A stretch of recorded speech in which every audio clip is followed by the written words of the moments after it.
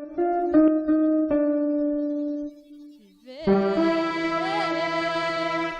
não ter a vergonha de ser feliz. Cantar e cantar e cantar a beleza de ser um eterno aprendiz. Eu sei que a vida devia ser bem melhor e será, mas isso não impede que eu repita. É bonita e é bonita viver e não ter a vergonha de ser feliz. Cantar e cantar e cantar a beleza de ser um eterno aprendiz. Eu sei que a vida devia ser bem melhor e será, mas isso não impede que eu repita. É bonita e é bonita. E a vida o que é? Diga lá, meu irmão. Ela é a batida de um coração. Ela é uma doce ilusão. Mas e a vida?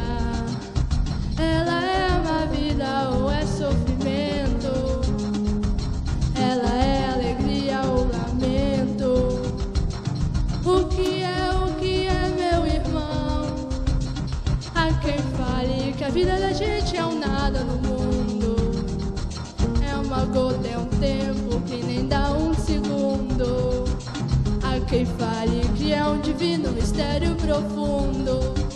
É o sopro do Criador, numa atitude repleta de amor. Ele diz que o luto tem prazer, ele diz que a vida é viver.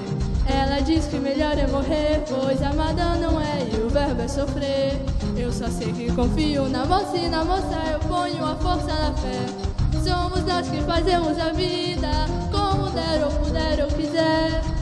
Sempre desejada, por mais que esteja errada.